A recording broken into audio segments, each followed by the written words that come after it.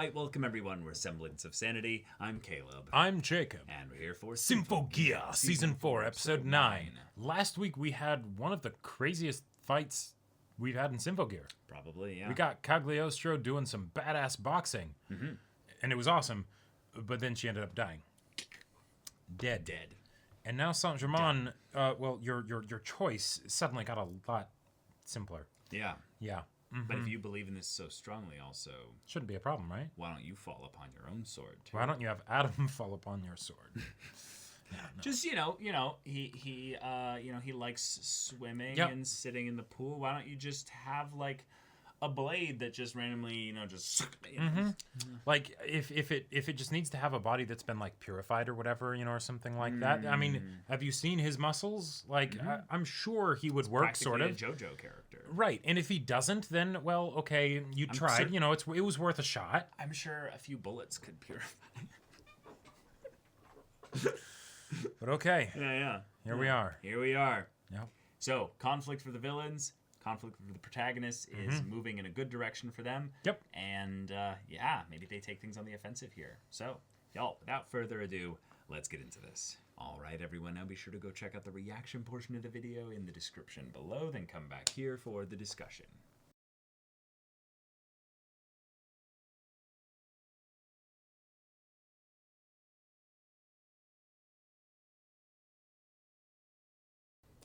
All right. Okay. We have our second alchemist dead. Indeed. By the protagonists in an unfortunate set of circumstances. Yeah, this seems to be the season where they're basically focusing on how the protagonists are extremely powerful and capable of unintentionally causing lots of death. Right, exactly. And sometimes it might be the right call, like in the case of shooting the boy's leg off because he was going to die. And sometimes it seems like it's the right call, but and who knows, maybe it still was, but there might have been a possibility maybe that it didn't have to go that way. Yeah. So it's more unfortunate for Prelati than it is for really them because... Oh, yeah, she's the one that's dead. Well, no, because she had an opportunity to get out of this. Right. But because they had isolated themselves, they had built up walls, if you will. Exactly. By their ideology and by their when the helping mission, hand is extended, she's not willing to accept it. Well, right, but the helping hands were offered multiple times before this. Mm-hmm. Yep. But Saint-Germain was the one that was so dogged in her beliefs and what have you that was like, no. Right. Like, she's their leader. She's the one that's making those kinds of calls. So, obviously, they're like, no, we will follow Saint-Germain, so I need to check up with her and be like, hey, the Adam shit, it's bad. We need to meet up. And what is Prelati supposed to do other than go for, Saint-Germain? If anything, the scary thing about this is realizing how, ridiculously powerful the Symphogear users are, to be that, well, in order for her to quickly get over to Saint-Germain, she had to travel over the course of all that time when they have teleportation things. So there's extra bits to it too.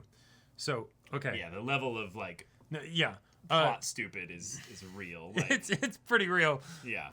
So Cagliostro and Prelati. Okay. Cagliostro tells Prelati that's the smart thing to do. Yeah. It was convenient for her to do so, I guess, because Prelati had been recovering, right? Okay, cool, yeah. cool. That is in a different place than where Saint-Germain is, but it's in the same place as where Adam and the others are. Or it's not, and she specifically went to Adam to confront him, and then decided that she was going to go to Saint-Germain. The things, and then teleporting versus riding the bike.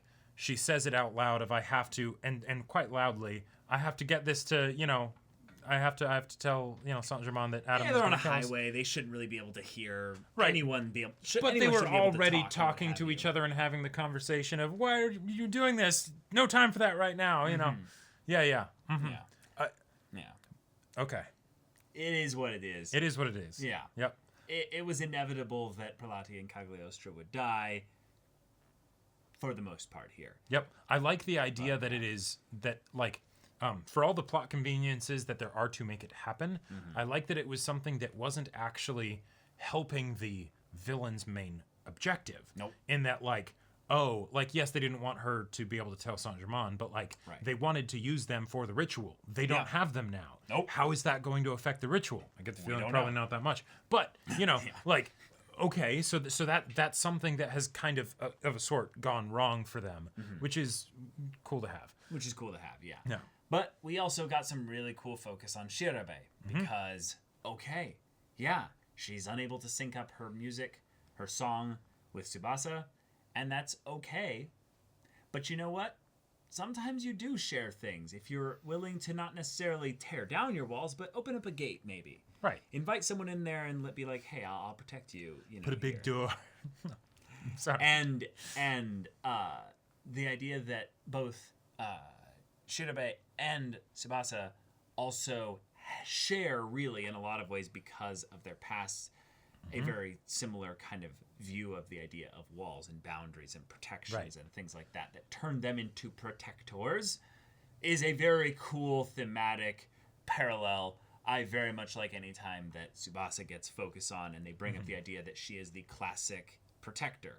She's the big sister to everybody here. Yep. She is kind of the one that has the most mature, like, kind of handle on things there. Maria is her peer in that.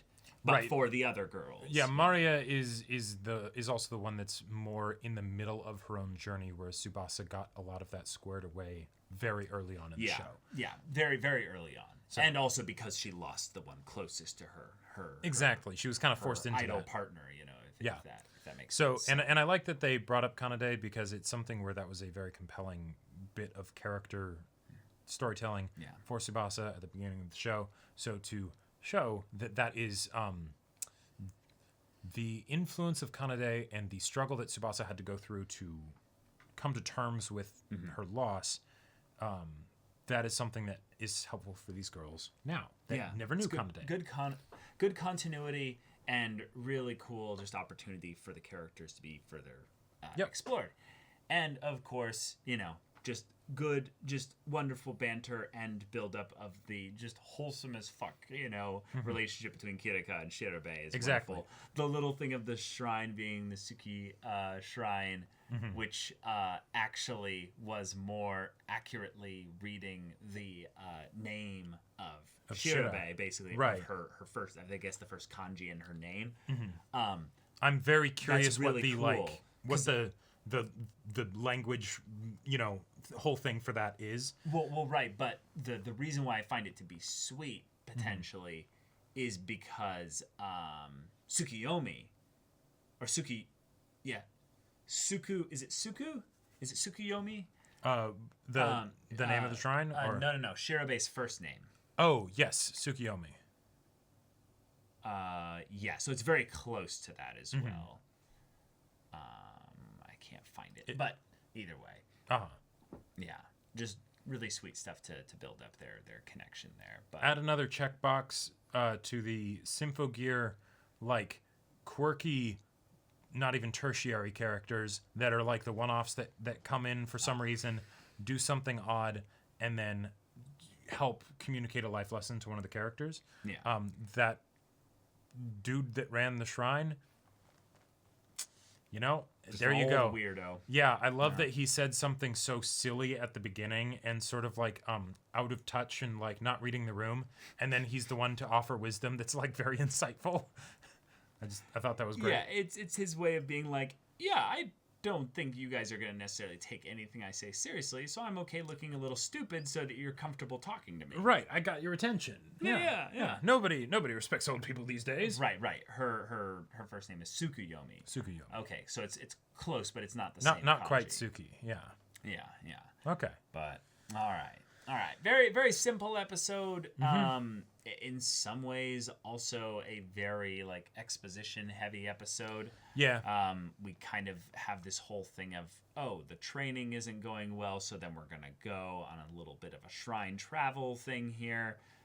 But then also, in some ways, this was probably the episode that had the least so far of a classic Symphogear fight until the very end, where it's more of like a chase sequence than a true confrontation, which I just like, because it's again reinforcing how powerful the Symphogear users are when they're stacking all their passive buffs onto passive buffs onto passive buffs. What ended up happening was Pilati tried to go somewhere and she got killed. Fucking annihilated. Yep.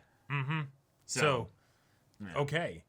Yeah. It is something where I do feel like she got shafted a bit, not just on the reasonings of how it happened, but like the when you think of what Cagliostro got, that badass showdown. Yeah, Cagliostro got a way better. And then it's like, Pilati, I'm sorry. Yeah. You got done dirty.